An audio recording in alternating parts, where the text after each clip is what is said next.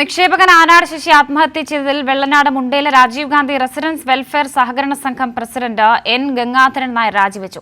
Vice president K മോഹൻകുമാറിനാണ് താൽക്കാലിക ചുമതല. Congress ഭരണസമിതിയാണ് bank ഭരിക്കുന്നത്. മനോരമ ലേഖകനും വെള്ളനാട് മുണ്ടേല രാജീവ് ഗാന്ധി റെസിഡൻസ് വെൽഫെയർ സഹകരണ സംഘത്തിലെ നിക്ഷേപകനുമായ ആനാട് ശശി ആത്മഹത്യ ചെയ്തതിന് പിന്നാലെയാണ് ബാങ്ക് പ്രസിഡന്റ് എൻ ഗംഗാധരൻ നായരുടെ രാജി. ആരോഗ്യ പ്രശ്നങ്ങൾ കാരണമാണ് രാജിയെന്നാണ് അദ്ദേഹത്തിന്റെ വിശദീകരണം. വൈസ് പ്രസിഡന്റ് കെ മോഹൻകുമാറിനാണ് താൽക്കാലിക ചുമതല നൽകിയിരിക്കുന്നത്. സഹകരണ വകുപ്പിന്റെ അന്വേഷണത്തിൽ കോടികളുടെ ക്രമക്കേട് ബാങ്കിൽ കണ്ടെത്തിയിരുന്നു. സംഭവത്തിൽ 3 ജീവനക്കാരെ ക്രൈംബ്രാഞ്ച് അറസ്റ്റ് ചെയ്തു. പിന്നാലെ മുൻ പ്രസിഡന്റും കോൺഗ്രസ് നേതാവുമായ എം മോഹൻകുമാർ ആത്മഹത്യ ചെയ്തു. നിക്ഷേപകർ പണം തിരികെ ലഭിക്കാൻ ബാങ്കിന് മുന്നിൽ വലിയ പ്രതിഷേധം നടത്തി. പക്ഷേ കോൺഗ്രസ് നേതൃത്വം നിക്ഷേപകരെ കൈയൊഴിഞ്ഞു.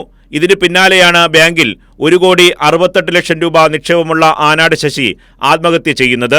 പണം തിരികെ ലഭിക്കാത്തതിനാൽ കടുത്ത മാനസിക സമ്മർദ്ദത്തിലായിരുന്നു ആനാട് ശശി. ഇതിനെ തുടർന്നാണ് അദ്ദേഹം ആത്മഹത്യ ചെയ്തതെന്ന് ആനാട് ശശിയുടെ ബന്ധുക്കൾ തന്നെ പ്രതികരിച്ചിട്ടുണ്ട്.